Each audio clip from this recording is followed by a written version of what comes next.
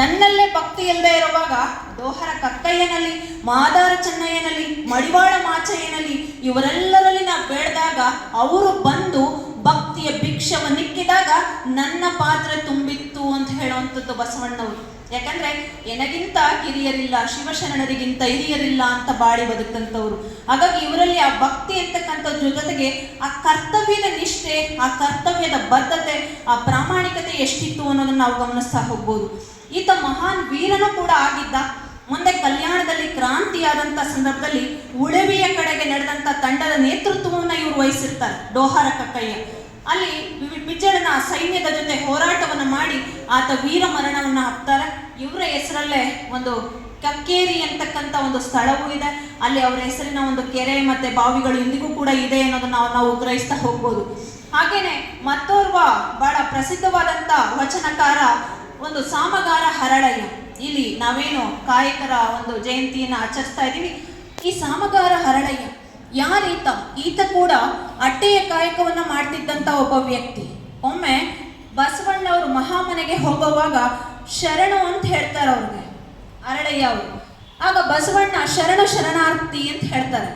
ಅದನ್ನ ಬಂದು ತನ್ನ ಪತ್ನಿಗೆ ಹೇಳ್ತಾರೆ, ಕಲ್ಯಾಣಮ್ಮನಿಗೆ, ಹರಳಯ್ಯ ನೋಡು, ಬಸವಣ್ಣವ್ರು ಹೋಗ್ತಾ ಇದ್ರು, ನಾನು ಅವ್ರಿಗೆ ಶರಣು ಅಂದೆ, ಆದ್ರೆ ಅದಕ್ಕೆ ಪ್ರತಿಯಾಗಿ ಅವರು ಶರಣಾರ್ಥಿ ಅಂತ 2 ಬಾರಿ ಹೇಳ್ಬಿಟ್ರು. ಈಗ ನಾನು ಹೇಗೆ ಆ ಋಣವನ್ನ ತೀರಿಸೋದು, ನಾನು ಹೇಗೆ ಅದರಿಂದ ಪಾರಾಗೋದು? ಅದಕ್ಕೆ ಕಲ್ಯಾಣಮ್ಮ ಹೇಳ್ತಾಳೆ, ಅಲ್ಲ, ಅವರ ಪಾದದ ಧೂಳಿಗೂ ನಾವು ಸಮ ಇಲ್ಲ, ಅವರು 2 ಬಾರಿ ನಮ್ಗೆ ಹೇಳಿದಾಗ ನಾವು ಹೇಗೆ ತೀರಿಸೋದು ಅಂತ ಅವರ ತೊಡೆಯ ಭಾಗದ ಚರ್ಮವನ್ನ ತೆಗೆದು ಅದರಿಂದ ಚಪ್ಪಲಿಯನ್ನ ಮಾಡಿ ಅದನ್ನು ತಗೊಂಡೋಗಿ ಬಸವಣ್ಣನಿಗೆ ಅರ್ಪಿಸ್ಲಿಕ್ಕೆ ಹೋಗ್ತಾರೆ, ರೇಷ್ಮೆಯ ವಸ್ತ್ರದಲ್ಲಿ ಸುತ್ತಿ. ಹಾಗೆ ಅರ್ಪಿಸ್ಲಿಕ್ಕೆ ಹೋದಾಗ ಬಸವಣ್ಣವರು ಅದನ್ನು ಕಂಡು ನೆತ್ತಿಯಲ್ಲಿ ತುಂಬಾ ವೇದನೆಗೆ ಗುರಿಯಾಗ್ಬಿಡ್ತಾರೆ. ಇದನ್ನ ನಾನು ಮುಟ್ಟೋಕಾದ್ರೂ ಸಾಧ್ಯವೇ? ಮಹಾಶರಣರ ಚರ್ಮದಿಂದ ಮಾಡಿರ್ತಕ್ಕಂಥ ಚಪ್ಪಲಿಗಳು ಅಂತೇಳಿ ಆ ಚಪ್ಪಲಿಗಳನ್ನ ತನ್ನ ತಲೆಯ ಮೇಲೆ ಇಟ್ಕೊಳ್ತಾರೆ. ತಲೆಯ ಮೇಲೆ ಇಟ್ಕೊಂಡು ಇದು ಕೂಡಲ ಸಂಗಮನಿಗೆ ಮಾತ್ರವೇ ಸಲ್ತಕ್ಕಂಥದ್ದು ಅಂತ ಅವ್ರಿಗೆ ಪುನಃ ವಾಪಸ್ ಕೊಡ್ತಾರೆ. ಅದರಿಂದ ಸತಿಪತಿಗಳಿಗೆ ಬೇಜಾರಾಗತ್ತೆ. ಆದ್ರೂ ಕೂಡ ಬಸವಣ್ಣನ ಕೈ ಸೋಕಿದೆಯಲ್ಲ ಅದಷ್ಟು ಸಾಕು ಅಂತ ಹೇಳಿ ಅದನ್ನ ತಗೊಂಡು ಬರ್ತಾ ಇರ್ತಾರೆ. ಆಗ ಬರ್ತಾ ಇರುವಾಗ ಮದುವಯ್ಯ ಬರ್ತಾನಲ್ಲ, ಆತ ಬಿಜ್ಜಳನ ಆಸ್ಥಾನದಲ್ಲಿ ಆಡಳಿತಗಾರನಾಗಿ ಸೇವೆ ಸಲ್ಲಿಸ್ತಿರ್ತಾನೆ. ಏನದು ತಲೆ ಮೇಲೆ? ಏನೋ ರೇಷ್ಮೆಯ ವಸ್ತ್ರದಲ್ಲಿ ಹೊತ್ಕೊಂಡು ಹೋಗ್ತಿದ್ದೀರಲ್ಲ, ಏನದು ಅಂತ ಕೇಳ್ತಾನೆ. ಏನಿಲ್ಲ ಅಂದ್ರೆ ಇವನು ಕೇಳಲ್ಲ, ಕೊಡು ನೋಡೋಣ ಅಂತ ಕಿತ್ಕೊಂಡು ಅದನ್ನ ಬೇಡ ಅಂದ್ರೂ ಕೂಡ ಅದು ಬಸವೇಶ್ವರನ ಒಂದು ಅನುಗ್ರಹದಿಂದಿರೋ ಪ್ರಸಾದ, ಅದನ್ನ ನೀವು ಮುಟ್ಟೋಂಗಿಲ್ಲ ಅಂದ್ರೂ ಕೂಡ ತಾನು ಕೇಳದೆ ಕಾಲು ಹಾಕೊಳ್ತಾನೆ. ಅದರಿಂದ ಇಡೀ ದೇಹ ಉರಿಯೋಕೆ ಪ್ರಾರಂಭ ಆಗತ್ತೆ. ಮುಂದೆ ಏನ್ ಮಾಡ್ಬೇಕೋ ತೋಚಲ್ಲ. ಆಗ ತನ್ನ ಮಗಳು ಕಲಾವತಿ ಅಂತಕ್ಕಂಥವಳು ಹರಳಯ್ಯನ ಮನೆಗೆ ಬರ್ತಾಳೆ. ಏನ್ ಮಾಡ್ಲಿ ನನ್ನ ತಂದೆ ಈ ರೀತಿಯಲ್ಲಿ ತುಂಬಾ ನೋವಿಂದ ನರಳ್ತಿದಾರಲ್ಲ ಅಂದಾಗ ಇದಕ್ಕೆ ಪರಿಹಾರ ಬಸವೇಶ್ವರರು ಮಾತ್ರವೇ ಸೂಚಿಸೋಕೆ ಸಾಧ್ಯ ಅಂದಾಗ ಮತ್ತೆ ಹೋಗ್ತಾಳಾಕೆ. ಬಸವಣ್ಣನ ಕೇಳಿದಾಗ ಅವ್ರು ಹೇಳ್ತಾರೆ, ಹರಳಯ್ಯ ಚಪ್ಪಲಿಯನ್ನ ಮಾಡುವಾಗ ಹದ ಮಾಡ್ಲಿಕ್ಕೆ ಅಂತ ಇಟ್ಕೊಂಡ್ರು ಅಂತ ನೀರಿನಿಂದ ಸ್ನಾನ ಮಾಡಿದಾಗ ಇವರ ಹುರಿ ತಗೋಕ್ ಸಾಧ್ಯ, ಅದರಿಂದ ಮಾತ್ರವೇ ಸಾಧ್ಯ ಅಂತ ಹೇಳಿದಾಗ ಆಕೆ ಬಂದು ಹಾಗೆ ಮಾಡ್ತಾಳೆ. ಆಗ ಮದುವಯ್ಯನಿಗೆ ತನ್ನಲ್ಲಿರುವಂತ ಅಹಂಕಾರ ದೂರ ಆಗತ್ತೆ. ತಾನು ಎಂಥ ತಪ್ಪನ್ನ ಮಾಡಿದೆ, ಮಹಾಶರಣರನ್ನ ಅವಮಾನ ಮಾಡಿದ್ದೀನಲ್ವಾ, ಇನ್ನು ಮುಂದೆ ನಾನು ಆ ಥರ ನಡ್ಕೊಳ್ಳಲ್ಲ ಅಂತ ಆತನೂ ಕೂಡ ಲಿಂಗ ದೀಕ್ಷೆಯನ್ನ ತಗೊಂಡು ಶರಣನಾಗ್ತಾನೆ. ಮುಂದೆ ತನ್ನ ಮಗ ಶೀಲವಂತನಿಗೆ ಆಕೆ ಕಲಾವತಿಯನ್ನ ಅಂದ್ರೆ ಹರಳಯ್ಯನ ಮಗನಾದ ಶೀಲವಂತನಿಗೆ ತನ್ನ ಮಗಳಾದ ಕಲಾವತಿಯನ್ನ ಕೊಟ್ಟು ಮದುವೆ ಮಾಡಬೇಕು ಅನ್ನೋ ಈ ಪ್ರಸ್ತಾಪವನ್ನ ಬಸವೇಶ್ವರನ ಮುಂದೆ ಇಡ್ತಾರೆ. ಆದ್ರೆ ಬಸವಣ್ಣ ಈ ವಿಚಾರವನ್ನ ಅನುಭವ ಮಂಟಪದಲ್ಲಿ ಇಡ್ತಾರೆ. ಎಲ್ಲ ಶರಣರು ಒಟ್ಟಿಗೆ ಸೇರಿ ಚರ್ಚೆ ಮಾಡ್ತಾರೆ. ಹೌದು, ಇಲ್ಲಿ ನಮ್ಮಲ್ಲಿ ಯಾವ ಜಾತಿ ಭೇದವೂ ಇಲ್ಲ, ಯಾರು ಮೇಲು ಕೀಳು ಅಂತಕ್ಕಂಥ ಭೇದ ಭಾವ ಇಲ್ಲ. ಹಾಗಾಗಿ ಅಂತರ್ಜಾತಿ ವಿವಾಹವೊಂದಕ್ಕೆ ಅಲ್ಲಿ ನಾಂದಿಯಾಡಂತೆ. ಆದರೆ ಇದನ್ನ ಸಹಿಸದಂತ ಜನ ಬಿಜ್ಜಳನಿಗೆ ಇಲ್ಲ ಸಲ್ಲದಂತ ಒಂದಷ್ಟು ಚಾಡಿಗಳನ್ನ ಹೇಳಿ ಮದುವಯ್ಯ ಮತ್ತೆ ಹರಳಯ್ಯ ಕಣ್ಣನ್ನ ಕೀಳಿಸಿ ಕೊನೆಗೆ ಅವರಿಗೆ ಒಂದು ಮರಣದಂಡನೆ ಶಿಕ್ಷೆಯು ಕೂಡ ಸಿಗುವಂತೆ ಮಾಡ್ತಾರೆ. ಅಷ್ಟೇ ಅಲ್ಲದೆ ಇದರಿಂದ ಬಸವೇಶ್ವರರ ಮಂತ್ರಿ ಪದವಿಯು ಹೋಗುತ್ತೆ, ಕಲ್ಯಾಣದಲ್ಲಿ ಕ್ರಾಂತಿ ಆಗತ್ತೆ, ಎಷ್ಟೋ ಜನ ಶರಣರು ಕಗ್ಗೊಲೆಯಾಗತ್ತೆ, ಶರಣರು ರಚಿಸಿರ್ತಕ್ಕಂಥ ವಚನಗಳಿಗೆಲ್ಲ ಬೆಂಕಿ ಇಡುವಂತ ಒಂದು ಕೆಲಸವನ್ನ, ನೀಚ ಕೃತ್ಯವನ್ನ ಕೂಡ ಮಾಡ್ತಾ ಹೋಗ್ತಾರೆ. ಇನ್ನ ನಮ್ಮಲ್ಲಿ ಕಾಯಕ ಶರಣರಲ್ಲಿ ಮತ್ತೊಬ್ಬ ವ್ಯಕ್ತಿ ಊರಿಲಿಂಗಪೆದ್ದಿ. ಈತನ ತಂದೆ ತಾಯಿಗಳಿಗೆ ಇವ್ರಿಗೆ ಕೊಟ್ಟಂತ ಹೆಸರು ಪೆದ್ದಣ್ಣ ಅಂತ. ಪೆದ್ದಣ್ಣ ಅನ್ನುವಂಥ ಹೆಸರನ್ನ ಕೊಟ್ಟಿರ್ತಾರೆ. ಈತ ಏನ್ ಕೆಲಸ ಮಾಡ್ತಿರ್ತಾನೆ ಅಂದ್ರೆ ಕಳ್ತನ ಮಾಡೋ ಕೆಲಸ ಮಾಡ್ತಿರ್ತಾನೆ. ಒಂದ್ಸರಿ ಉರಿಲಿಂಗ ದೇವರ ಒಂದು ಮಠಕ್ಕೆ ಕಳ್ತನ ಮಾಡ್ಲಿಕ್ಕೆ ಅಂತ ಹೋಗ್ತಾನೆ. ಆಗ ಅವ್ರೇನ್ ಮಾಡ್ತಾರೆ, ಒಂದು ನಂದವಾಡದ ಸೂರಯ್ಯ ಅಂತಕ್ಕಂಥವ್ರಿಗೆ ದೀಕ್ಷೆಯನ್ನ ಕೊಡ್ತಿರ್ತಾರೆ. ಒಂದರೆಗಳಿಗೆ ಅದನ್ನ ನಿಂತು ಅವನು ಕೇಳಿಸ್ಕೊಳ್ತಾನೆ. ಕೇಳಿಸ್ಕೊಂಡಾಗ ಇವನ ಮನಸ್ಸು ಪರಿವರ್ತನೆ ಆಗತ್ತೆ. ನಶ್ವರವಾದ ಈ ಬದುಕಿಗೆ ನಾನು ಯಾಕೆ ಇಂಥ ತಪ್ಪನ್ನ ಮಾಡ್ತಿದ್ದೀನಿ, ನನ್ನ ತಪ್ಪಿನಿಂದ ನಾನು ಮುಕ್ತಿ ಪಡಿಬೇಕು ಅಂತ ಪ್ರತಿದಿನ ಅವರ ಮಠಕ್ಕೆ ಒಂದೊಂದು ಹೊರೆ ಸೌದೆಯನ್ನ ತಂದು ಹಾಕ್ತಿರ್ತಾನೆ. ಮುಂದೆ ಅವ್ರನ್ನ ಕಾಡಿ ಬೇಡಿ ಅವರಿಂದ ದೀಕ್ಷೆಯನ್ನ ಪಡೆದು ಆತನೂ ಕೂಡ ಶರಣನಾಗ್ತಾನೆ. ಎಷ್ಟು ಮಟ್ಟಿಗೆ ಆತ ಬೆಳಿತಾನೆ ಅಂದ್ರೆ ಮುಂದೆ ಗುರುವನ್ನೇ ಮೀರಿಸಿದಂತ ಶಿಷ್ಯನಾಗಿ ಬೆಳಿತಾನೆ. ಅಷ್ಟೇ ಅಲ್ಲ, ಅದ್ರ ಜೊತೆಗೆ ಆ ಮಠಕ್ಕೆ ಪೀಠಾಧಿಪತಿ ಕೂಡ ಹಾಕ್ತಾನೆ. ಎಂತ ಅದ್ಭುತವಾದಂತ ವಚನಗಳನ್ನ ಆತ ರಚಿಸ್ತಾ ಹೋಗ್ತಾನೆ. ಸೂರ್ಯನಿಲ್ಲದೆ ಹಗಲುಂಟೆ ಅಯ್ಯ, ದೀಪವಿಲ್ಲದೆ ಬೆಳಕುಂಟೆ, ಪುಷ್ಪವಿಲ್ಲದೆ ಪರಿಮಳವನ್ನರಿಯಬಹುದೇ, ಸಕಲವಿಲ್ಲದೆ ನಿಷ್ಕಲವ ಕಾಣಬಾರದು, ಉರಿಲಿಂಗ ಪೆತ್ತಿ ಪ್ರಿಯ ವಿಶ್ವೇಶ್ವರ ಅಂತ ಹೇಳ್ತಾನೆ. ಸೂರ್ಯನೇ ಇಲ್ಲ ಅಂದ್ರೆ ಈ ಜಗತ್ತಲ್ಲಿ ಆಗಲೇ ಹೇಗೆ ಸಾಧ್ಯ ಆಗತ್ತೆ? ದೀಪ ಇಲ್ಲ ಅಂದ್ರೆ ಹಾಗೆ ಬೆಳಕು ಇಲ್ಲ, ಹೂ ಇಲ್ಲ ಅಂದ್ರೆ ಅದ್ರ ಸುವಾಸನೆಯೂ ಇಲ್ಲ. ಹಾಗಾಗಿ ಮಹಾಶ್ರೇಷ್ಠವಾದಂಥದ್ದು ಲಿಂಗ ಅಂತ ಹೇಳ್ತಾನೆ. ಪರುಷದ ಗೃಹದೊಳಗಿದ್ದು ತಿರುವನೆ ಮನೆ ಮನೆಯ ಅಂತಾನೆ. ಯಾರಾದ್ರೂ ಸ್ಪರ್ಶಮಣಿಯ ಮನೆಯಲ್ಲಿದ್ದಂಥವನು ಭಿಕ್ಷೆ ಬೇಡೋಕ್ ಸಾಧ್ಯ ಇಲ್ಲ.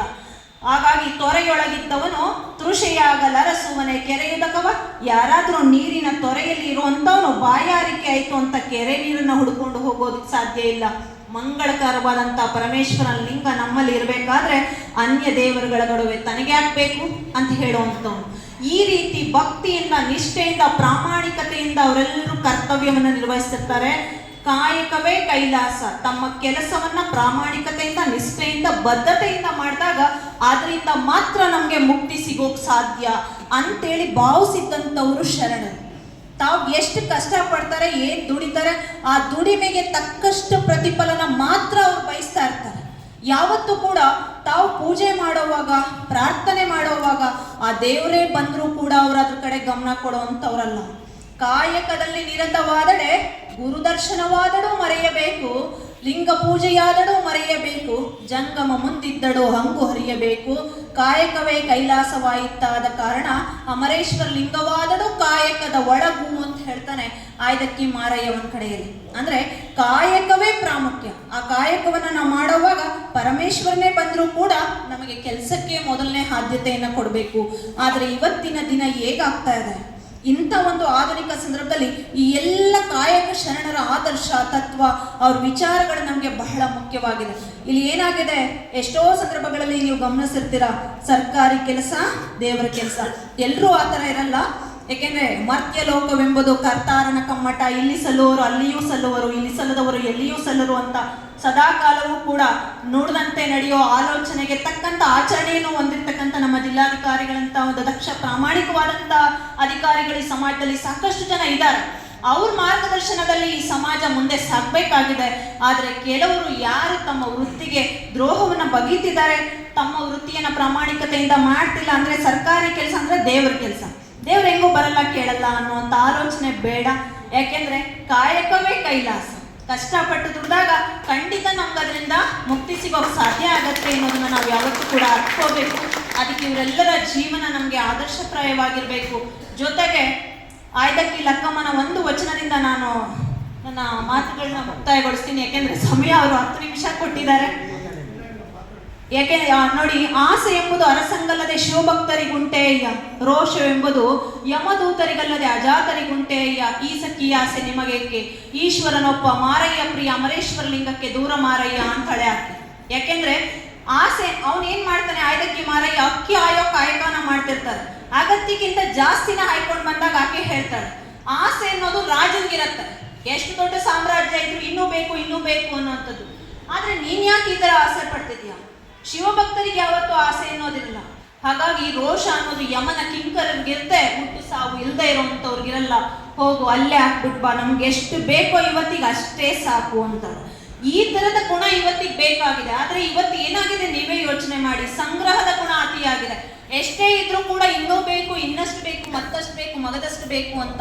ಹೀಗಾಗಿ ಇಂಥ ಒಂದು ಆಲೋಚನೆಯನ್ನು ಬಿಟ್ಟು ವಚನಕಾರರ ಜೀವನವನ್ನ, ಅವರ ಬದುಕನ್ನ ನಾವು ನಮ್ಮ ಬದುಕಿಗೆ ಅಳವಡಿಸ್ಕೊಂಡಾಗ ನಿಜಕ್ಕೂ ಕೂಡ ಜೀವನ ಸಾರ್ಥಕವಾಗತ್ತೆ ಅಂತ ಹೇಳ್ತಾ ಈ ಸಂದರ್ಭದಲ್ಲಿ ನನ್ನ ಈ ಕಾರ್ಯಕ್ರಮಕ್ಕೆ ಆಹ್ವಾನಿಸಿ ಒಂದೆರಡು ವಿಚಾರಗಳನ್ನ ನಿಮ್ಮ ಜೊತೆ ಹಂಚ್ಕೊಳ್ಳಿಕ್ಕೆ ಅವಕಾಶ ಮಾಡಿಕೊಟ್ಟಂತ ಎಲ್ಲ ಗಣ್ಯರಿಗೂ ವಂದಿಸಿ ನನ್ನ ಮಾತುಗಳನ್ನ ಮುಗಿಸ್ತಾ ಇದ್ದೀನಿ. ಧನ್ಯವಾದಗಳು.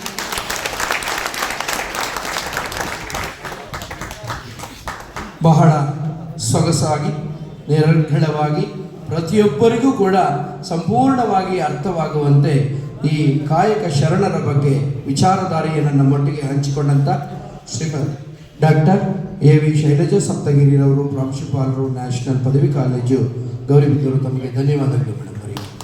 ಈಗ